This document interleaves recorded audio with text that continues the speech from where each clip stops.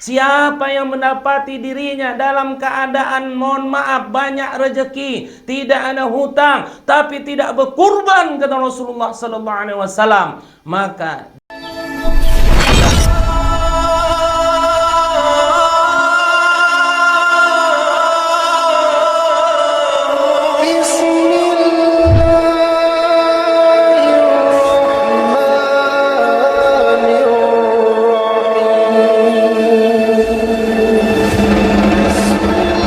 Assalamualaikum warahmatullahi wabarakatuh.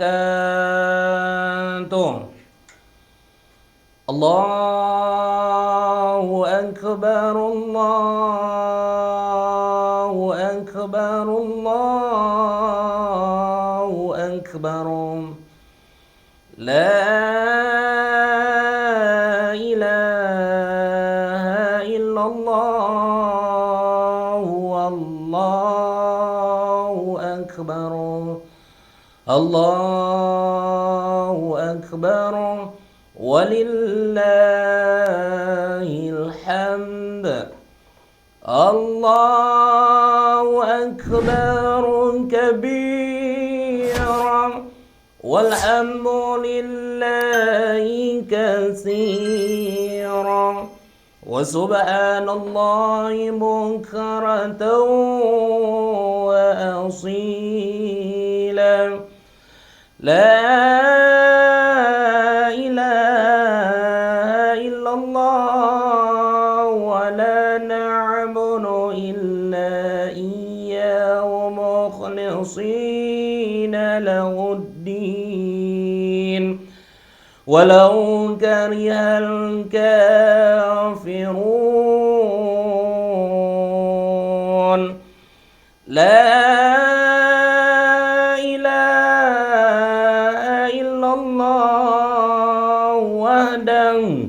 صدق وعدا ونصر عبدا وأعز جندا وهزم الأحزاب وحدا. لا إله إلا الله والله أكبر. Allahu akbar walillahil hamd. Alhamdulillahi rabbil alamin. Asyhadu an la ilaha illallah wa asyhadu anna Muhammadar Rasulullah. Allahumma salli ala sayyidina Muhammad wa ala ali sayyidina Muhammad. Saudara-saudara kaum muslimin wal muslimat di mana saja berada yang dirahmati Allah Subhanahu wa taala. Hari ini 10 Zulhijjah 1443 Hijriah. Seluruh umat Islam di dunia mengumandangkan takbir, tahmid, tamjid karena rasa syukur atas nikmat yang diberikan oleh Allah Subhanahu wa taala. Begitu sedap kita mendengarnya. Di mana-mana masjid, musala, langgar, lapangan, di jalan, bahkan di mana saja, bahkan di pasar, di pajak, semua mengumandangkan takbir, tahlil, tamjid, Allahu akbar. Allahu akbar, Allahu akbar. Kalau hari raya Idul Fitri kemarin, satu harian kita bertakbir, kita memuji kebesaran Allah Subhanahu wa taala. Tapi pada hari raya ini, hari raya Idul Adha, hari raya kurban nih, pada tanggal 10 Zulhijjah, kita mengumandangkan takbir di mana-mana. Kita mengumandangkan, memuji kebesaran Allah di mana-mana. Ditambah 3 hari, 11, 12, 13 Hijriah. Hari raya kurban nih. Karena selepas kita melaksanakan sholat sunat Idul Adha, maka bertebarlah kita kemana-mana. Kita satu sama yang lain bersilaturahim. Minal aidin wal faizin. Mohon maaf lahir dan batin. Karena bukan dari raya Idul Fitri itu saja kita minta izin, minta maaf kepada saudara-saudara kita. Siapa saja, di mana saja, termasuk hari raya Idul Adha ini, ada salah kita, ada khilaf kita kepada saudara kita, kita minta izin kepada saudara-saudara kita. Kenapa? Kalau bagus hubungan kita kepada Allah Subhanahu wa taala, bagus hubungan kita sesama manusia, insyaallah Allah ridho kepada kita, insyaallah Allah masukkan kita ke dalam surganya Allah. Hari raya kurban nanti akan kita saksikan di mana-mana saudara kita yang mampu akan menumbangkan hewan-hewan ternak, akan menyembelih hewan-hewan ternak, dan akan mengalirkan darah hewan-hewan ternak itu. Makanya sabda baginda Rasulullah sallallahu alaihi wasallam, hadis dari Zaid ibn Arqam. Mereka bertanya kepada Rasulullah sallallahu alaihi wasallam, "Ya Rasulullah, apakah kurban itu ya Rasulullah?" Maka Rasul katakan, kurban itu adalah sunnah bapak kalian, Nabi Ibrahim alaihissalam.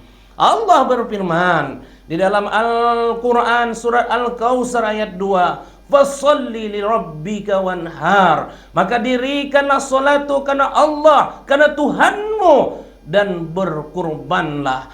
Makanya para fuqaha, tabi'in, para sahabat sepakat sunnah muakkad melakukan penyembelihan atau kurban pada hari raya kurbani atau Idul Adha ini. Hukumnya sunnah muakkad. Rasulullah sallallahu alaihi wasallam bersabda, ini diriwayatkan oleh Ahmad dan Al-Hakim. Apa kata Rasulullah sallallahu alaihi wasallam mengenai hukum dari berkurbani? Ada 3 perkara kata Rasul yang hukumnya fardu sama aku, tapi hukumnya sunnah bagi kalian, sunnah bagi kita, kata Rasulullah sallallahu alaihi wasallam.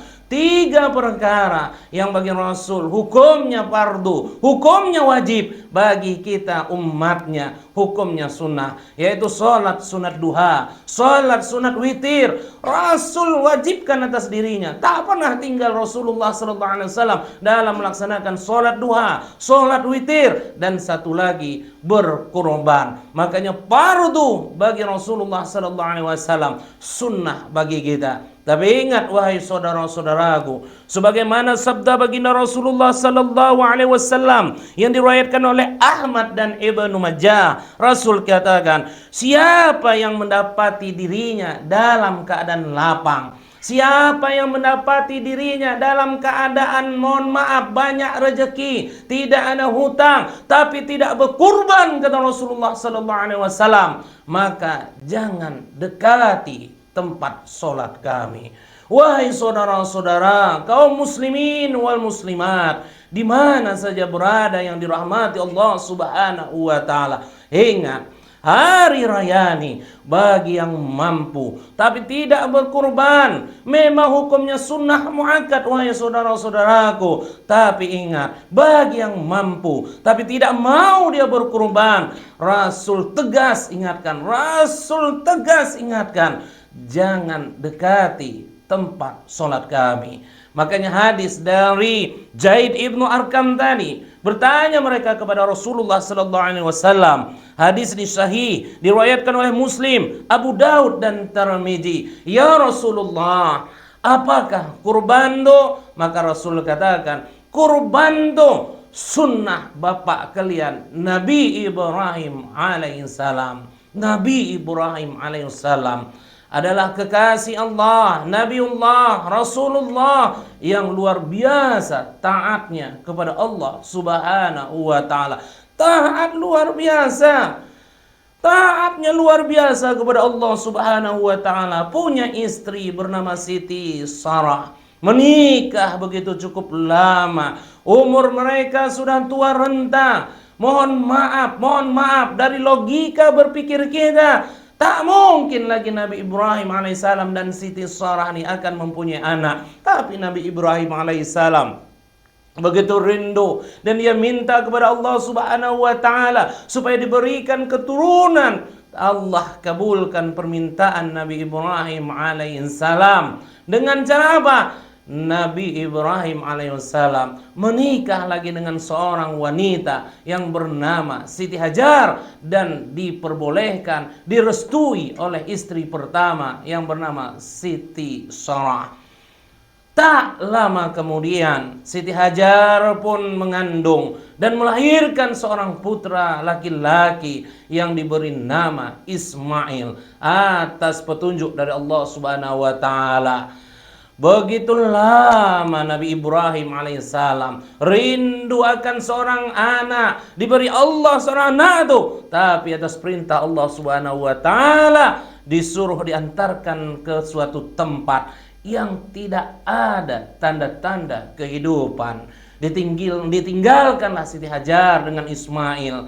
Menoleh kadang-kadang Nabi Ibrahim melihat istrinya tercinta dan putranya yang tercinta ditinggalkan di satu tempat yang tidak ada orang, yang tidak ada makhluk apapun, bahkan tanda-tanda kehidupan tak ada. Begitu tandusnya tempat tersebut, tapi karena ini perintah dari Allah Subhanahu wa taala, hati Allah, begitu taatnya Nabi Ibrahim alaihissalam kepada Allah. Siti Hajar istri tadi patuh kepada Allah dan patuh kepada suaminya, dan anak yang kecil tadi yang tak tahu apa-apa, Ismail kecil yang tak tahu apa-apa, hanya bisa menangis merengek ketika ditinggalkan. Begitu terhanyutnya hati Ibrahim alaihissalam, tapi karena perintah Allah ditinggalkannya istri tercinta dengan anaknya tadi.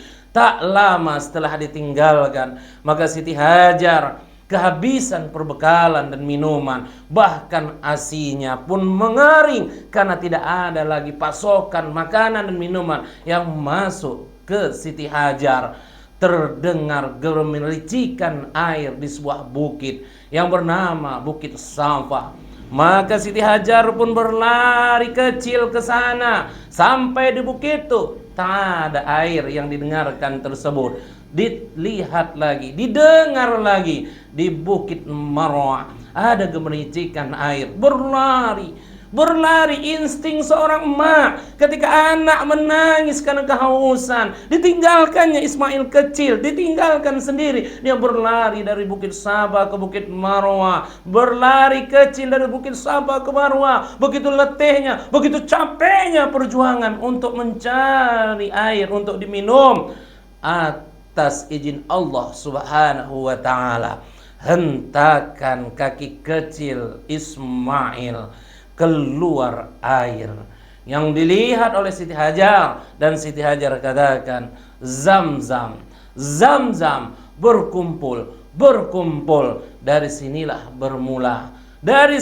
bermula singgahnya burung-burung, kapilah-kapilah menjadi suatu perkampungan. Bahkan kalau kita lihat sekarang ini, begitu luar biasanya Mekah Al-Mukarramah, begitu luar biasanya kalau Allah sudah berkehendak. Tidak ada tanda-tanda kehidupan. Jadi sekarang kota yang luar biasa. Kalau sudah Allah ridho, apa yang tak mungkin? Semua kalau sudah kehendak Allah luar biasa. Kembali kita kepada Siti Hajar tadi dan Ismail. Begitu balik Nabi Ibrahim selang waktu sekian lama, terkejut Nabi Ibrahim alaihissalam. Begitu ramai tempat yang tandus tadi, anak pun sudah luar biasa besar. Begitu senangnya Ibrahim alaihissalam. Apalagi Siti Sarah juga melahirkan seorang putra yang tak jauh dari Ismail, yang diberi nama dengan Ishak, dan kedua-duanya menjadi nabi. Dan ini merupakan keturunan-keturunan Ismail sampai kepada baginda Rasulullah kita sallallahu alaihi wasallam, dan Ishak sampai kepada Nabi Isa alaihissalam. Makanya Ibrahim dikatakan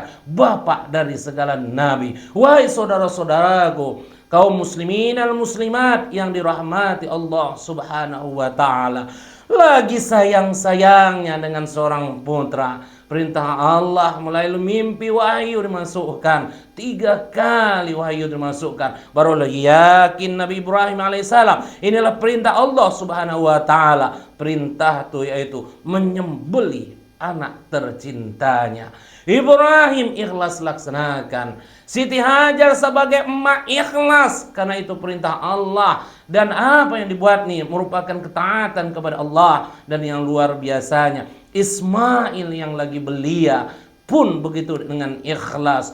Wasyabbu nasya'a fi ibadati rabbah. Sungguh anak muda yang luar biasa taatnya kepada Allah Subhanahu wa taala. Contoh bagi anak-anak muda yang sekarang, apapun ceritanya, kita mesti taat kepada Allah dan Rasulullah dan orang tua kita. Kita sebagai suami, taatlah kepada Allah dan Rasulullah. Kita sebagai istri, taatlah kepada Allah, Rasulullah dan suami. Wa ata'at zawzaha, karena salah satu istri yang taat kepada suaminya, insyaallah pintu surga itu terbuka seluas-luasnya. Saudara-saudara yang dirahmati Allah Subhanahu wa taala, atas keikhlasan dan ketaatan Nabi Ibrahim alaihissalam, Ismail dan Siti Hajar, waktu disembelihkan sekian detik saja Allah ganti Ismail dengan seekor kibas. Inilah bermula sunnahnya yang dilaksanakan baginda Rasulullah dan sampai kepada kita, sunnah untuk berkurban. Dan sahabat bertanya lagi, ya Rasulullah, apakah keutamaan yang kami dapat ketika kami berkurban ya baginda Rasulullah? Setiap satu rambutnya mendatangkan satu kebaikan. Macam mana dengan bulu-bulunya ya Rasulullah? Setiap bulunya pun mendatangkan satu kebaikan. Luar biasa, luar biasa. Tapi bahagia saudaraku, saudara-saudaraku yang dirahmati Allah, jangan pula sibuk kali kita nanti melihat hewan yang tidak kita beli. Tidak kita pilih pula lah bulunya yang mana yang paling tebal, yang paling lebat dan sebagainya. Kenapa? Karena yang paling lebat bulunya itu nanti makin banyak kita pahalanya. Bukan seperti itu, wahai saudara-saudaraku yang dirahmati Allah. Sebagaimana firman Allah Subhanahu wa taala di dalam surat Al-Hajj ayat 37,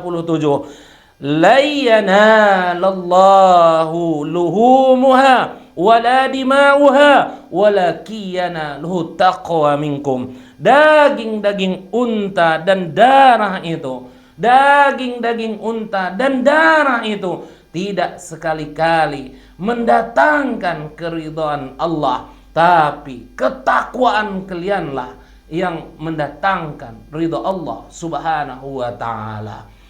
Kita sunnah berkurban. Setiap darah yang kita alirkan, binatang kurban yang kita tumbangkan, rambutnya, bulunya mendatangkan satu kebaikan. Bahkan bagi yang mampu, lapang rezekinya, tidak berkorban, Rasul katakan, jangan dekati tempat sholat kami. Begitu luar biasanya kurbani. Dan setelah binatang kurban itu kita tumbangkan, Allah berfirman di dalam surah Al-Hajj ayat 36. Apa kata Allah? Faiza wazabas junubuha fakulu minha wa at'imul qani'a wal mu'tara. Jika unta kurban itu sudah jatuh atau mati, makanlah darinya dan juga berikanlah kepada orang-orang yang meminta dan yang tidak meminta. Dan Allah berfirman lagi dalam surah Al-Hajj ayat 28, fakulu minha wa at'imul ba'isal fakir.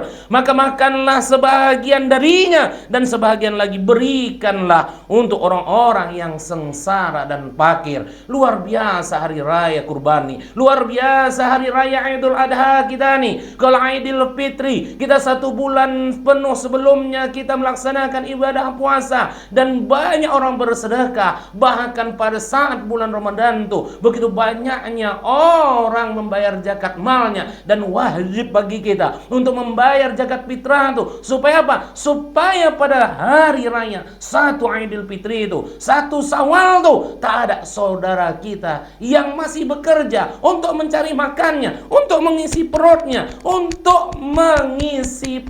agar dia tidak lapar. Kenapa? Karena itu hari raya. Begitu juga dengan hari raya Idul Adha nih, begitu luar biasanya yang mampu berkurban, dan yang kurban itu dikasihkan dan diutamakan. Yang diutamakan kita kasih sama orang-orang yang sengsara, orang-orang yang fakir, bahkan kita kasih sama orang yang meminta, bahkan yang tak meminta pun kita berikan. Supaya apa? Supaya hari raya Idul Adha ini tidak ada lagi umat Islam yang bersedih. Semuanya senang, semuanya makan daging, makan enak, gizi yang luar biasa. Begitu luar biasanya agama kita nih. Dengan itulah kita erat hubungan kita sama saudara kita. Tak ada kaya yang miskin, semuanya sama. Dan sudah Allah ingatkan di dalam surah Al-Hajj ayat 37 tadi. Apa kata Allah? Walakiyanalhu taqwa minkum. Bukan daging-daging tuh, bukan daging-daging atau unta yang roboh tuh, darah yang dialirkan itu yang mendatangkan ridha Allah Subhanahu wa taala,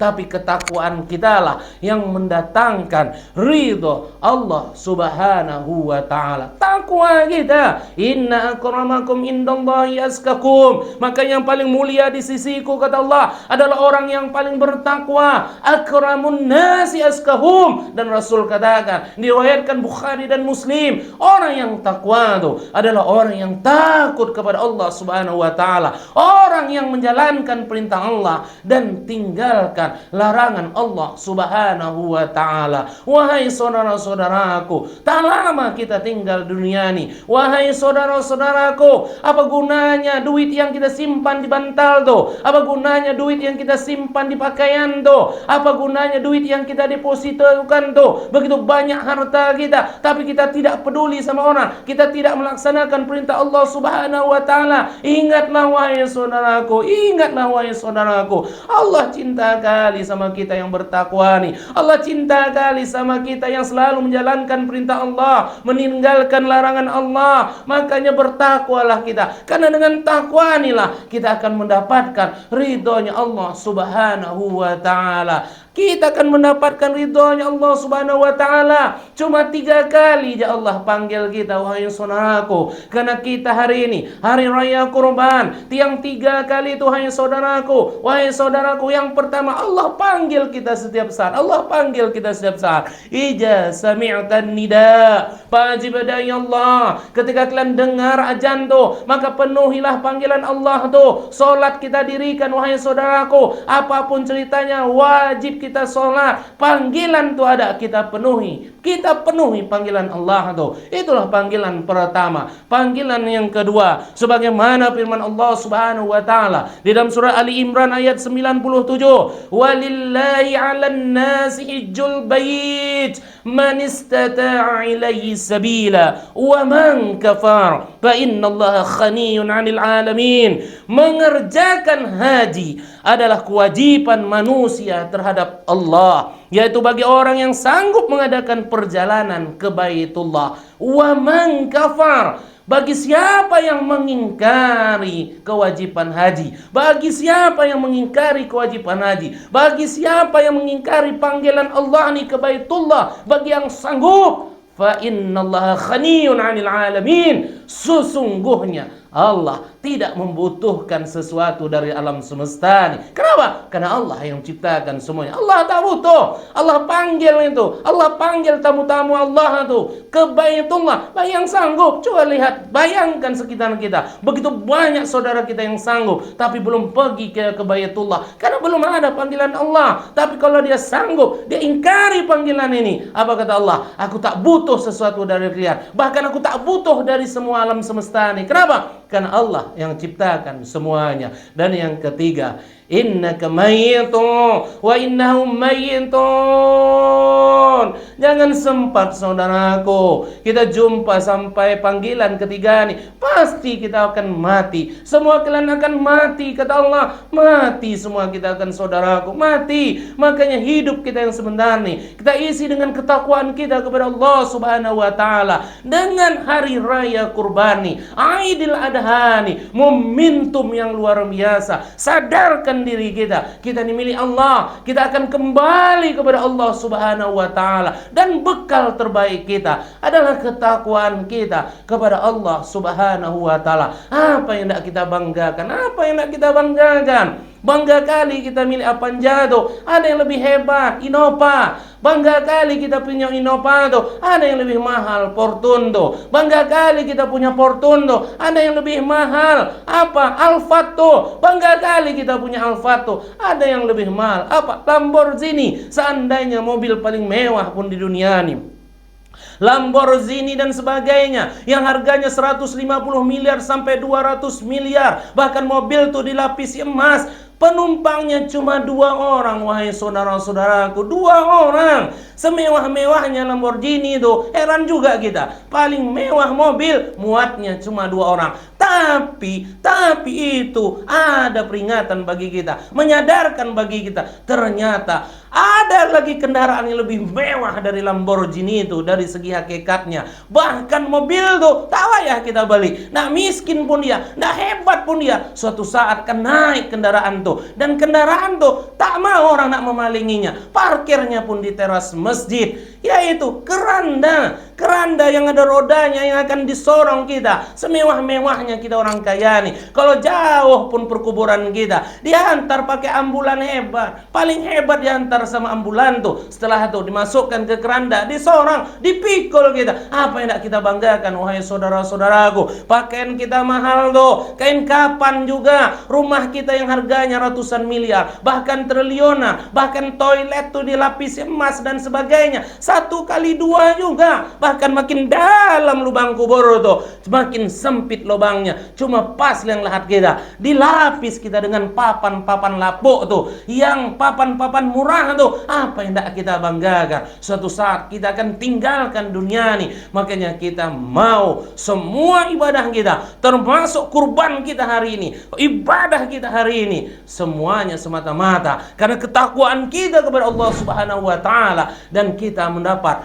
ridhonya Allah Subhanahu wa taala. Ya ayyatuhan nafsul mutmainnah, irji'i ila rabbiki radiyatan mardiyah, fadkhuli fi ibadi wadkhuli jannati. Hai jiwa yang tenang, kembalilah engkau kepada Tuhanmu dengan hati yang ridho. Allah akan ridho sama kita. Kalau kita ridho semua ibadah karena Allah, Allah akan ridho sama kita. Dan Allah katakan, masuklah ke golongan hamba-hambaku dan masuklah ke dalam surgaku. Semoga kita semua makin bertakwa kepada Allah di hari raya kurban nih, di hari raya Idul Adha nih. Mantapkan ketakwaan kita kepada Allah Subhanahu wa taala, dan kita memperoleh ridho Allah Subhanahu wa taala. Karena kalau sudah Allah ridho kepada kita, maka surga jaminannya bagi kita. Terima kasih. Mohon maaf kalau ada penyampaian yang salah. Allahu Akbar, Allahu Akbar, Allahu Akbar. La ilaha illallah, Wallahu Akbar, Allahu Akbar, walillahil hamd. Selamat Hari Raya Idul Adha 1443 Hijrah. Assalamualaikum warahmatullahi wabarakatuh.